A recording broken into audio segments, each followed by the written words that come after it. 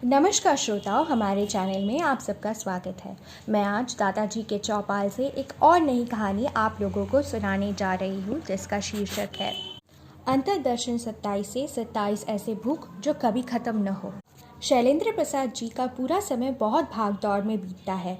उम्र के 7 दशक पार कर चुके शैलेंद्र प्रसाद जी को ऐसे तो किसी भी बात की कमी नहीं, और पैसों की तो बिल्कुल भी नहीं। हालांकि पैसा जिसके पास जितना भी हो, फिर भी कम ही लगता है।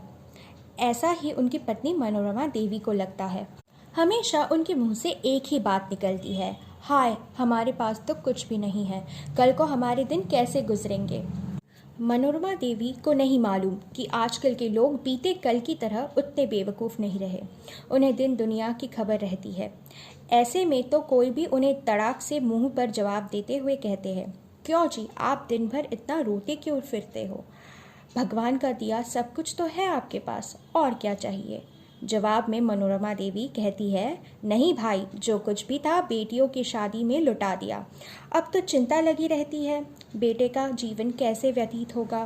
पास से शकुंतला देवी टिप्पणी करते हुए कहती है, अरे मनोरमा बहन, तुम तीनों बेटियों को तो वैसे ही सूखा सूखा विदा कर दिया। आजकल ऐसे रिश्ते एवं लड़के मिलना दोनों ही मुश्किल है।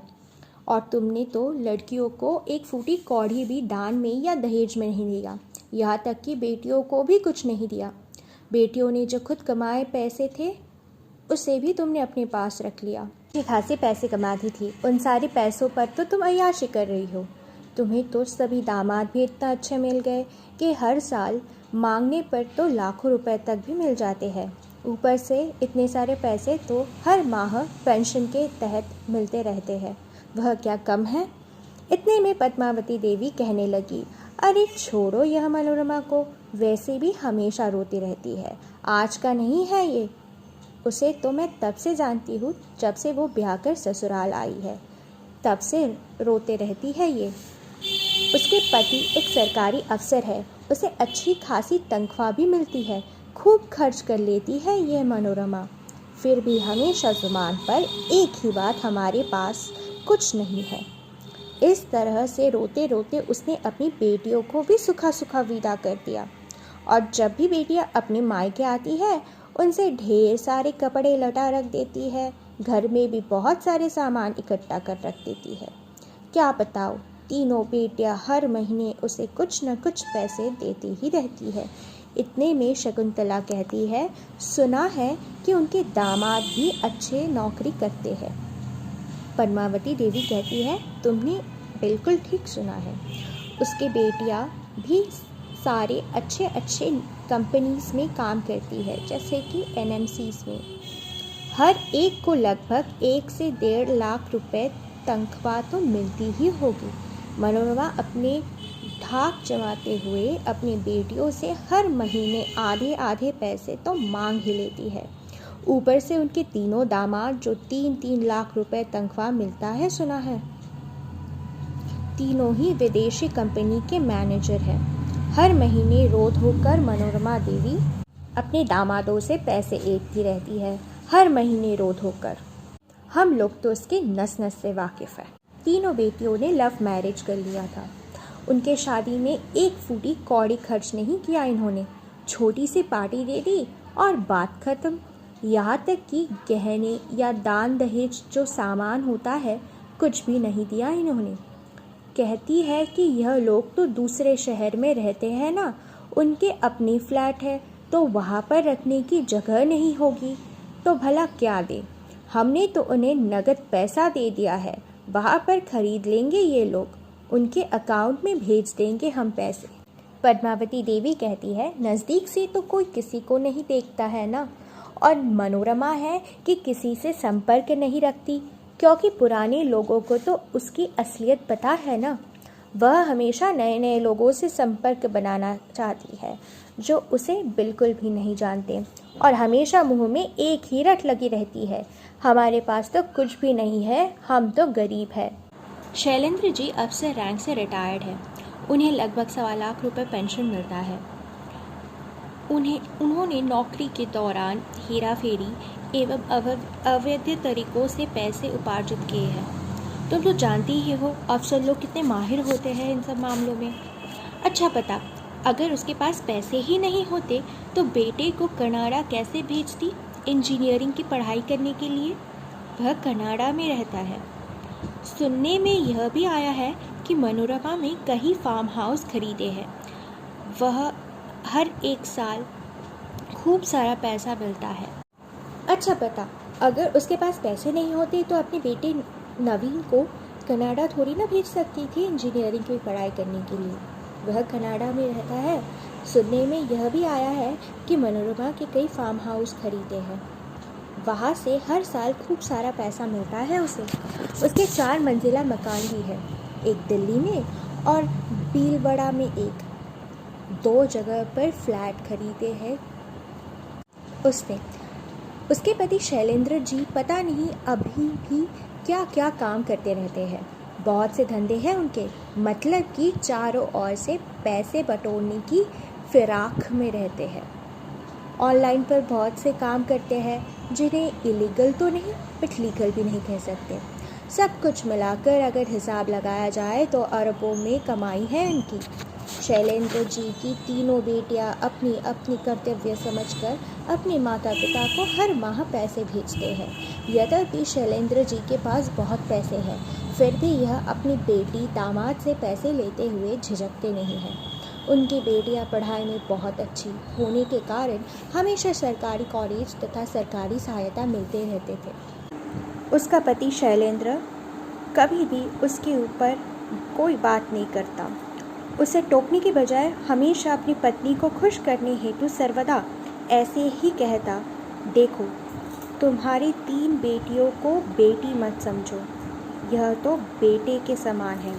आज पढ़ाई लिखाई करके कल अच्छी नौकरी करेंगी और तुम्हें पैसे देकर माला माल कर देगी। तुम चिंता मत करो, अच्छा पढ़ाई लिखाई करेगी तो अच्छी नौकरी तो मिल ही जाएगी ना।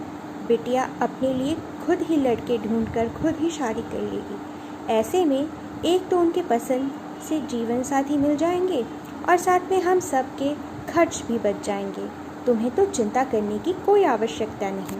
से ही घर का माहौल कुछ इस तरीके का बन गया कि 3 बेटियों को ऋषिका, कृतिका एवं वृतिका के मन में इस तरह की भावना जाग गई कि हमें अपनी पढ़ाई लिखाई के बाद जब हमें नौकरी मिलेगी तो अपने माता पिता के हर ख्वाहिशों को पूरा करना होगा और समय के साथ साथ मनोरमा की सारी मनोकामनाएं भी पूरी करनी होगी।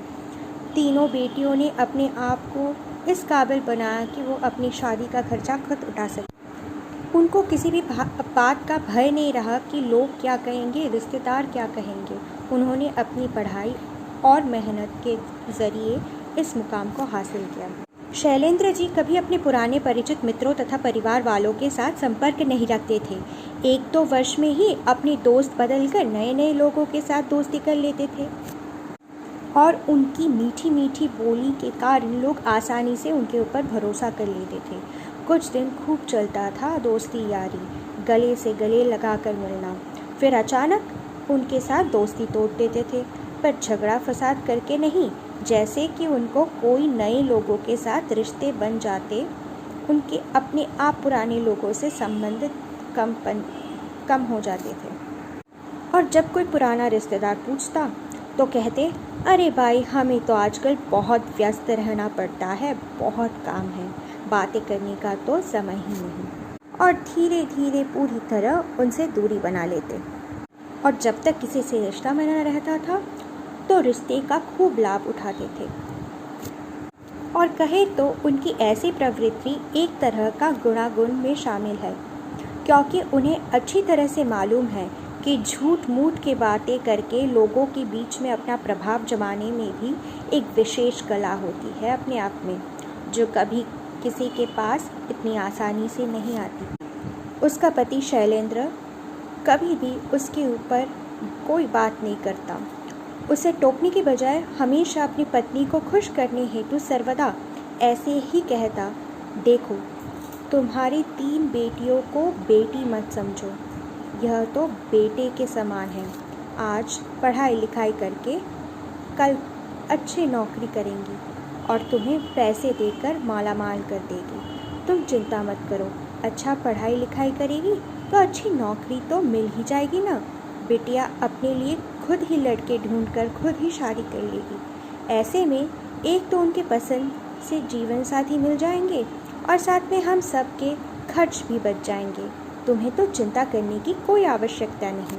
से ही घर का माहौल कुछ इस तरीके का बन गया कि 3 बेटियों को ऋषिका, कृतिका एवं विथिका के मन में इस तरह की भावना जाग गई कि हमें अपनी पढ़ाई लिखाई के बाद जब हमें नौकरी मिलेगी तो अपने माता पिता के हर ख्वाहिशों को पूरा करना होगा और समय के साथ साथ मनोरमा की सारी मनोकामनाएं भी पूरी करनी होगी। तीनों बेटियों ने अपने आप को इस काबिल बनाया कि वो अपनी शादी का खर्चा खुद उठा सके। उनको किसी भी बात का भय नहीं रहा कि लोग क्या कहेंगे, रिश्तेदार क्या कहेंगे। उन्होंने अपनी पढ़ाई और मेहनत के ज़रिए इस मुकाम को हासिल किया। शैलेंद्र जी कभी अपने पुराने परिचित मित्रों तथा परिवार वालों के साथ संपर्क नहीं रखते थे। 1-2 वर्ष में ही अपने दोस्त बदलकर नए नए लोगों के साथ दोस्ती कर लेते थे और उनकी मीठी मीठी बोली के कारण लोग आसानी से उनके ऊपर भरोसा कर लेते थे। कुछ दिन खूब चलता था दोस्ती यारी, गले से गले लगाकर मिलना। फिर अचानक उनके साथ दोस्ती तोड़ देते थे, पर झगड़ा फसाद करके नहीं, जैसे कि उनको कोई नए लोगों के साथ रिश्ते बन जाते।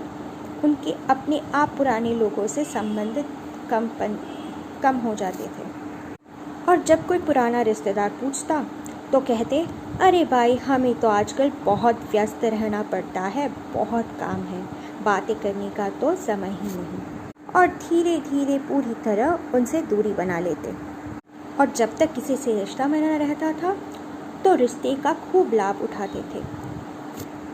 और कहे तो उनकी ऐसी प्रवृत्ति एक तरह का गुणागुण में शामिल है, क्योंकि उन्हें अच्छी तरह से मालूम है कि झूठ मूठ के बातें करके लोगों के बीच में अपना प्रभाव जमाने में भी एक विशेष कला होती है अपने आप में, जो कभी किसी के पास इतनी आसानी से नहीं आती। जैसे कि मनोरमा देवी एक बार परिचितों के बीच में कह उठी, कल रात को हमारे घर के छत पर एक हेलीकॉप्टर उतरा था जिनमें शैलेंद्र जी के दोस्त आए थे, जो मुंबई के सिनेमा जगत में बहुत बड़ा गीतकार है।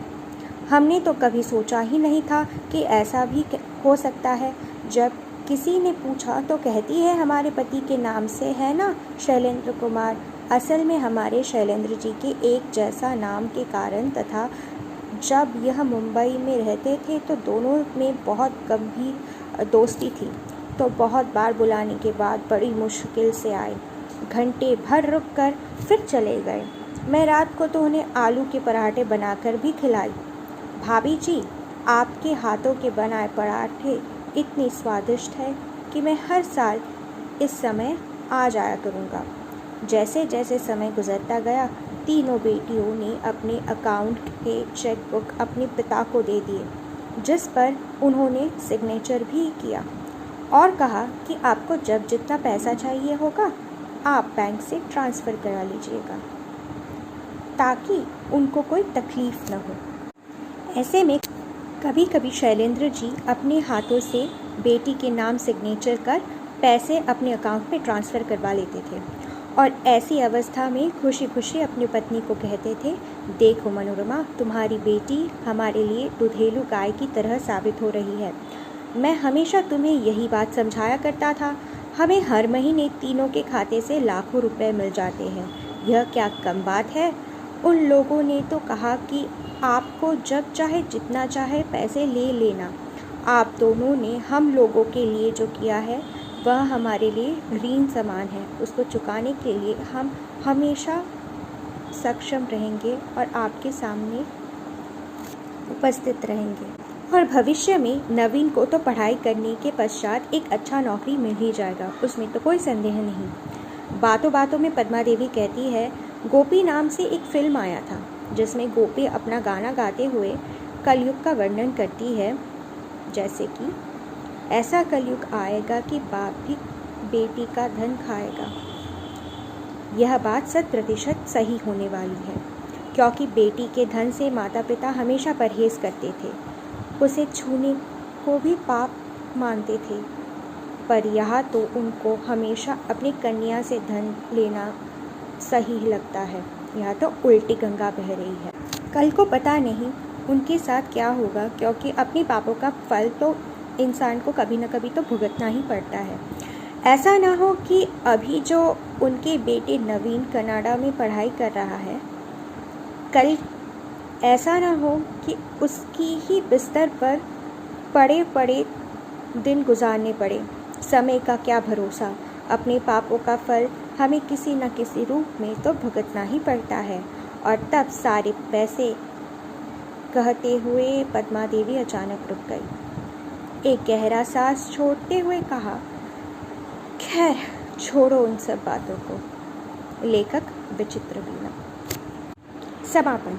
यहाँ पर मैं आप सभी से अनुरोध करूँगी कि आप लोग हमारे चैनल को लाइक करें, शेयर करें और सब्सक्राइब करें, ताकि आप लोगों से हमें प्रेरणा मिलती रहे और हम और भी अच्छे कार्य कर सकें। धन्यवाद।